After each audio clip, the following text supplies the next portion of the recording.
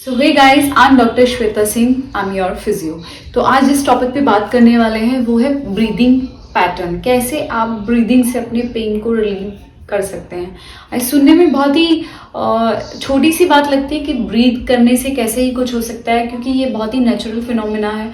हम और आप सब ब्रीथ करते हैं। चलिए, इससे पहले मैं आपको एक छोटी सी एक्सरसाइज एज एन एक काम देती हूँ कि आप सभी लोग एक डीप ब्रीदिंग कीजिए मेरे साथ।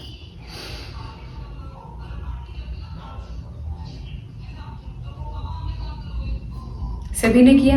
अब इसमें से कुछ लोगों ने अपने शोल्डर को पीछे करते हुए, चेस्ट को एक्सपेंड करते हुए, जिन भी लोगों ने ब्रीदिंग की है, डीप ब्रीदिंग, ये बिल्कुल ही गलत है, गलत तरीका है ये हमारा, क्योंकि हमारा एक्सेसरी मसल यूजिंग है इसमें, जबकि कि इसमें एक्चुअल जो यूज होता है वो होता है डायाफ्राम।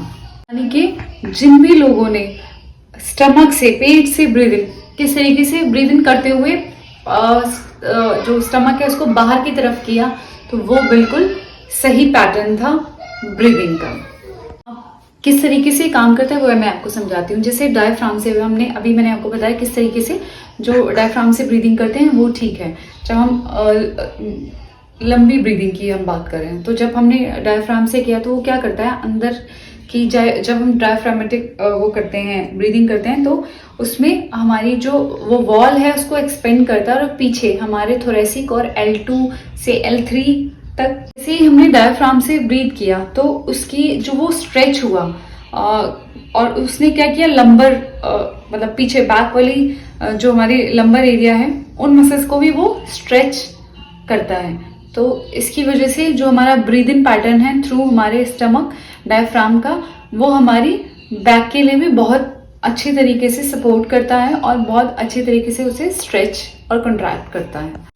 अब सेकंड क्या है, ये हमें स्टेबिलिटी भी देता है। स्टेबिलिटी देता है हमारी मसल को, बैक मसल को, लंबर मसल्स को। सो वो कैसे, क्योंकि जो आपको पता है डायफ्राम की जो अंदर मसल्स हैं वो कोर मसल्स भी हैं, और वो मैं प्रीवियस वीडियोस में भी बता चुकी हूँ कि वहाँ से अगर आपको स्टेबिलिटी मिलेगी, कंट्रैक्शन प्रॉपर मिलेगा, तो हमारी जो लंबर है, जो स्पाइन है, उसको भी प्रॉपर तरीके से स्टेबिलिटी मिलती है। अब क्योंकि हम बहुत शैलो ब्रीदर हो गए हैं, हम बहुत ही चेस्ट तक ही ब्रीथ करते हैं, और स्टमक से डायफ्रामेटिक ब्रीदिंग बहुत ही कम या ना के बराबर लोग करते हैं। अब ये किस तरीके से हमें हेल्प करता है स्टेबिलिटी देने में, अब उस पर बात करते हैं। अब देखिए किस तरीके से करना है आपको। अभी आप मेरे हैंड को मैंने अपने डायफ्राम पे, मैं अपने स्टमक पे रखती हूँ। अब कैसे करना है, सबसे पहले मैं अपनी नोज से ब्रीद इन कर रही हूँ, यानी कि मैं सांस ले रही हूँ। किस तरीके से,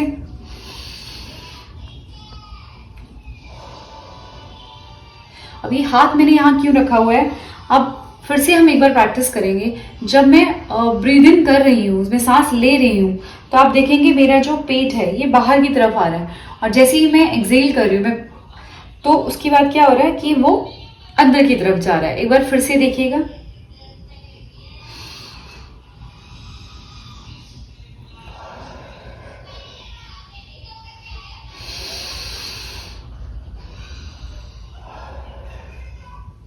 ये देखिए अभी क्या हो रहा है, ये यहाँ से जब हम ब्रीदिंग इस तरीके से कर रहे हैं, ये एक्सरसाइज कर रहे हैं, तो क्या हो रहा है, हमारी बैक को भी स्टेबिलिटी मिल रही है किस तरीके से कि कॉन्ट्रैक्ट हो रही है मसल और एक्सपैंड हो रही है।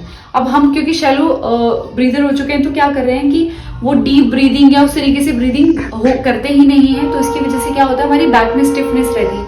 अगर आपको बैक में स्टिफनेस रहती है इस तरीके से, तो सबसे पहले अपना जो ब्रीथ करने का तरीका है, अपना ब्रीदिंग पैटर्न को ठीक कीजिए। अब जो देखने में ये जितना इजी लग रहा है, एक्चुअल में इतना इजी है नहीं ये करने के लिए। अब हम लेट कर किस तरीके से, बिगनर्स किस तरीके से शुरू कर सकते हैं इस ब्रीदिंग पैटर्न को, वो देखते हैं। अब जिस ब्रीदिंग पैटर्न की हम बात करें, इसकी सबसे अच्छी बात क्या है, जब भी कोई भी इंसान लेटता है, लेटे ब्रीदिंग करता है, तो उसकी सबसे अच्छी बात क्या होती है कि जो उसका ब्रीदिंग पैटर्न है वो बहुत ऑटोमेटिकली डायफ्राम से ही हो जाता है। जब लेटे हुए आप किसी को देखेंगे तो वो पेट से ही जनरली आप देखेंगे लोगों को सांस लेते हो, बट स्टिल हम कैसे इसको करेंगे, एक हैंड को आप चेस्ट पे रख लीजिए और एक हैंड को आप अपने स्टमक पे रख लीजिए। अब हाथ कौन सा वाला आपका हिलना चाहिए, नीचे वाला, जिससे हमें ब्रीदिंग पैटर्न चेक करना है या हमें करेक्ट तरीका करना है अपना ब्रीथ करने का, ब्रीदिंग का। तो देखिए,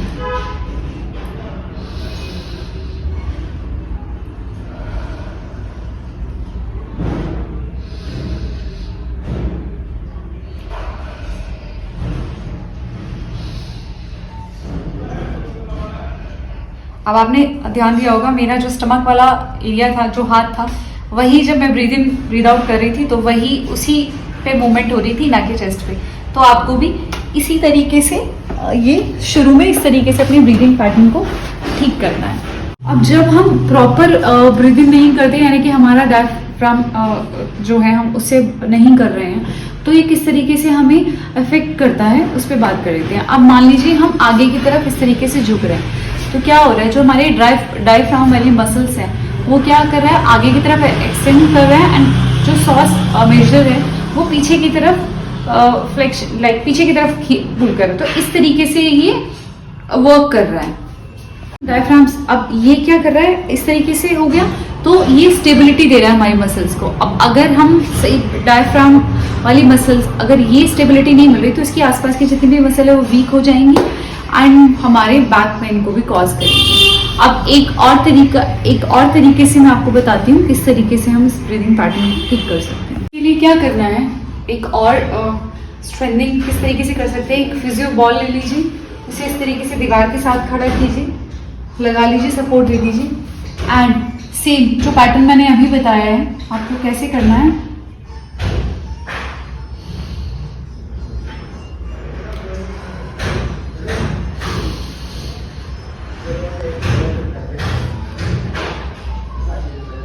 अब ध्यान से देखिए, बॉल अंदर की तरफ जाती है, स्टमक आगे की तरफ जा रहा है, और इससे क्या हो रहा है, इससे इस ब्रीदिंग से आप अपने मसल्स को स्ट्रेंथन भी कर रही हैं। अब मेरा एक और वीडियो आया था कि टमी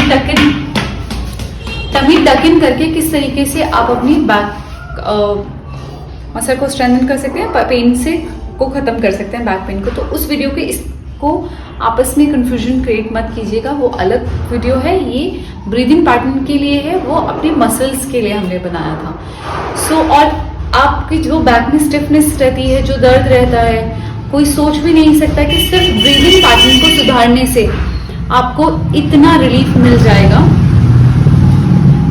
बैक पेन में। सो आई होप आपको आज का वीडियो पसंद आया। अगर पसंद आया तो लाइक कीजिए और लोगों के साथ शेयर ज़रूर कीजिए। नए हैं तो चैनल को सब्सक्राइब कर लीजिए और कमेंट में ज़रूर बताइए नेक्स्ट वीडियो किस टॉपिक पे होना चाहिए। सो मिलते हैं नेक्स्ट वीडियो में। Till then take care, safe रहिए, हेल्दी रहिए। Thank you so much.